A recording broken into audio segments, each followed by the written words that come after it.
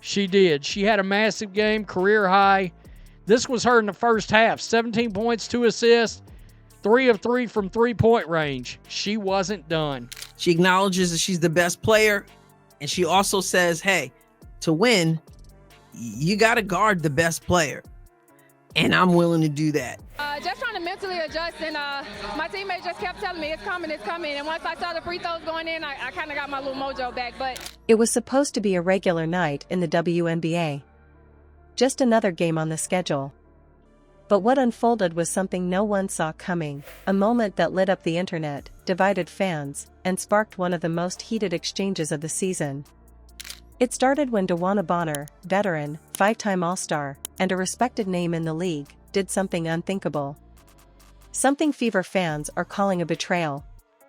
The Indiana Fever, already riding a wave of media attention thanks to Caitlin Clark's explosive rookie season, were squaring off against the Connecticut Sun. Tensions had been building for weeks. Confident in yourself and your game, just playing free and just just taking the defense gave you. So I feel like they made it very easy and just simplified everything for me. Fever over the Phoenix Mercury. That's right. The DeWanna Bonner, Alyssa Thomas, Phoenix Mercury. And yeah, there was some drama. Hard fouls. Sharp words. Social media snipes.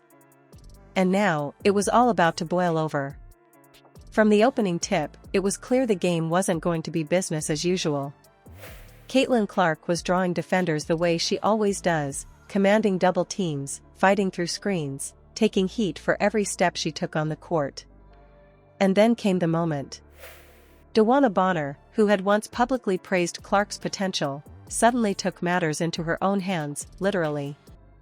Midway through the second quarter, she threw an aggressive elbow during a drive, catching Clark square in the ribs. No call. No foul. Foul on Sophie Cunningham. That is her first team second. Coming in for Phoenix number 14, DeWanna Bonner. And then you had DeWanna Bonner. And DeWanna Bonner is the piece that the Indiana Fever went with. Just a veteran move, or was it? The Fever bench erupted. Clark winced, shook it off, and kept playing. But that elbow wasn't just a one-off. Over the next few minutes, Bonner continued to apply pressure, talking trash, cutting off drives, crowding space. And then it happened. With the shot clock winding down, Bonner nailed a fadeaway jumper over Clark, turned to her, and yelled something that was caught on hot mics. "You ain't ready for this," she barked. The arena gasped. Clark stared back. But it wasn't Clark who responded next, it was Ari McDonald. Ari, the fast-talking, quicker-footed guard who's never shied away from a fight, checked into the game and immediately made her presence known. On her first possession, she blew past Bonner for a layup, then looked back and motioned as if to fan away smoke. That gesture? It blew up. Social media exploded. Oh, just being cool, calm, and collective. I think in playoffs sometimes you can get too hyped. I think we have a young team who hasn't been here before, so I feel like if I can bring confidence and energy, then they'll just follow along. We just we don't want to peak too soon. So as long as we figuring out, we know we can only go up. So this was a good step, from the other night. So we just got to keep going. Fans started calling it the smoke show. But McDonald wasn't done. Next play down, she stripped Bonner at midcourt, took it coast to coast, and finished with a slick behind-the-back move into a reverse layup. The crowd lost its mind. Fever players on the bench stood and hollered. Ari pointed at Bonner and tapped her wrist. "It's time." Bonner looked stunned. Maybe it was the adrenaline, maybe it was the buildup of tension over weeks, but something shifted. The veteran had just been put on notice by the younger generation. And everyone watching felt it. The two went back and forth in a mini-duel for the rest of the game. I think we got to credit that to AT. She finds us in open spots. We owe her a lot, especially me. On the three-pointer, she should have had more assists than that. So DeWanna Bonner, much to the Fever fans in attendance, much to their credit, they didn't play nice tonight. Good job. Bonner hit a corner three. McDonald answered with a pull-up jumper. Bonner got a transition bucket. Ari came back with a crossover so mean it left her defender sliding into the paint. But the bigger story wasn't the buckets, it was the energy. For Fever fans, Bonner's outburst felt like betrayal. She'd once been vocal about respecting the new wave. Just trying to mentally adjust, and my teammates just kept telling me it's coming. And once I saw the free throws going in, I kind of got my little mojo back. But just moving without the ball, just trying to be hard to guard, being aggressive, and also just rebound. I feel like rebounding kind of gets me going a little bit. Now here she was, targeting Clark, igniting drama, and seeming to relish every moment of it. Some called it gamesmanship. Others called it jealousy. But one thing's for sure, it didn't sit right with Indiana. Post-game, reporters swarmed both players. Bonner brushed off the situation. "It's just competition. I'm here to win." But her smirk told another story. I had to learn. I had to figure out these moments. I had to grow through the losses that we took in the playoffs, and now I feel like I'm better and I understand it a little bit more. You want fans booted out of arenas, but it's okay for you to talk shit? Question mark?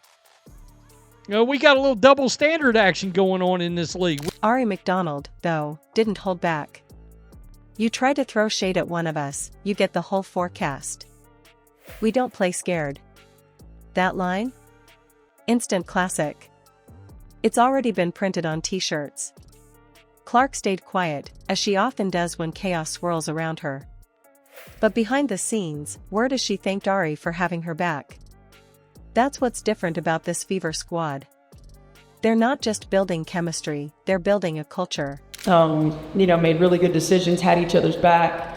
Highest level of consistent communication we probably had all year. Just really proud of how we stayed with it. They were, going on there, running the fourth quarter, trying to fight back, and I feel like there's been times where we've separated in that moment. And tonight we just stayed together.